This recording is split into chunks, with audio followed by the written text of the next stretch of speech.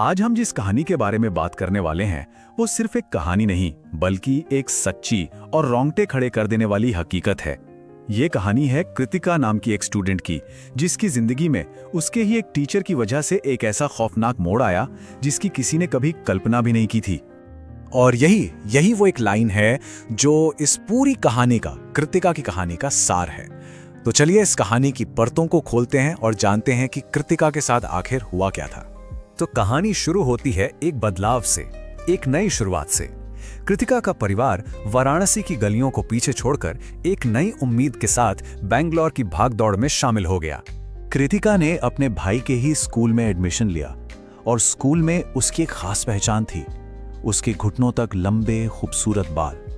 पर किसे पता था कि उसकी यही खूबसूरती उसके लिए एक बहुत बड़ी मुसीबत बनने वाली थी।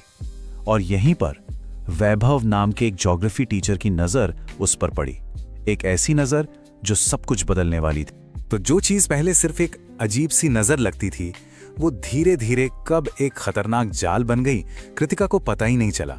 एक ऐसा जाल जिसमें वो धीरे धीरे फंसती ही जा रही थी। सब कुछ शुरू हुआ उसकी नजरों से। वैभव जिस तरह से उसे घूरता था वो नॉर्मल नहीं था, बहुत अनकंफर्टेबल करने वाला था। ये वो पहली रेड फ्लैग थी, वो पहली घंटी थी कि कुछ तो गड़बड़ है। और फिर बात और भी ज्यादा बिगड़ गई। कहीं से वैभव ने कृतिका का फोन नंबर जुगाड़ लिया और अब रात बेरात उसे अजीब अजीब मैसेज और वीडियोस आने लगे। मतलब अब यह हैरेसमेंट स्कूल से निकलकर उसके घर तक, उसके पर्सनल स्पेस में घुस चुका था। जब ऑनलाइन डराने धमकाने से भी उसका मन नहीं भरा तो वैभव ने स्कूल में ही उसे धमकाना शुरू कर दिया। सोचिए, अब तो कृतिका के लिए दिन में भी कोई सुकून नहीं था। स्कूल जो एक सेफ जगह होनी चाहिए, वही उसके लिए सबसे डरावनी जगह बन गई थी।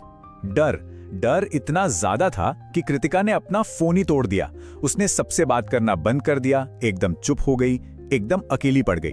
उसकी एक खामोशी असल में मदद के लिए एक चीख थी जो कोई सुन नहीं पा रहा था। जब लग रहा था कि इससे बुरा और क्या ही होगा, तभी कृतिका की जिंदगी में एक और कहीं ज्यादा खौफनाक मोड़ आया। एक ऐसी बीमारी जिसका कोई नाम नहीं था, कोई इलाज नहीं था। और फिर जो हुआ वो यकीन करने लायक नहीं है। एक रात कृतिका को लगा जैसे उसके कमरे में कोई है। किसी ने उसके पेट पर हाथ रखा और बस उसके अगले ही दिन से उसे खून की उल्टियां होने लगीं। और जो चीज उसे सबसे प्यारी थी, उसके वो घुटनों तक लंबे बाल, वो गुच्छों में टूटने लगे। डॉक्टर्स भी हैरान परेशान थे। सारे टेस्ट कर लिए पर कोई समझ ही नहीं पा रहा था कि आखिर हो क्या रहा है।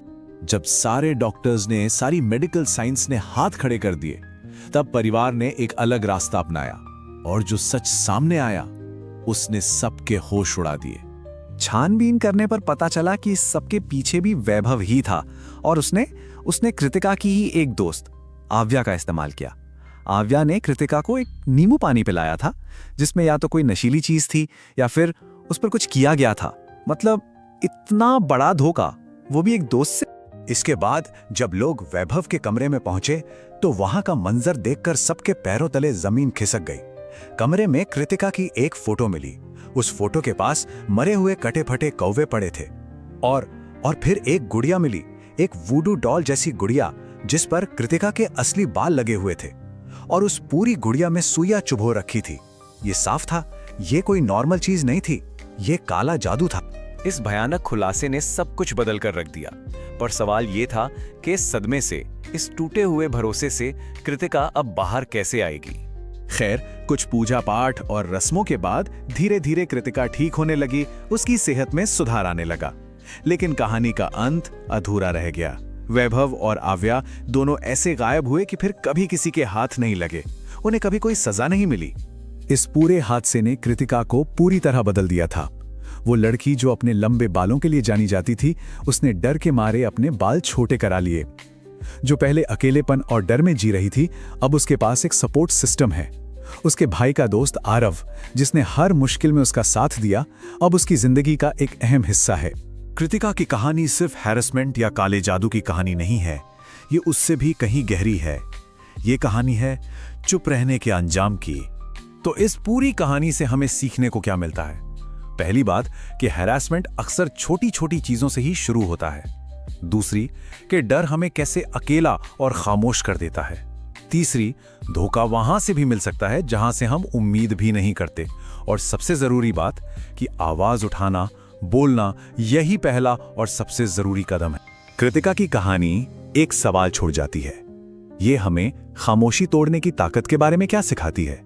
जरा सोचिए, अगर कृतिका ने शुरू में ही आवाज उठा दी होती तो क्या कहानी कुछ और होती? ये एक ऐसा सवाल है जिसका जवाब हम सबको अपने अंदर ढूंढना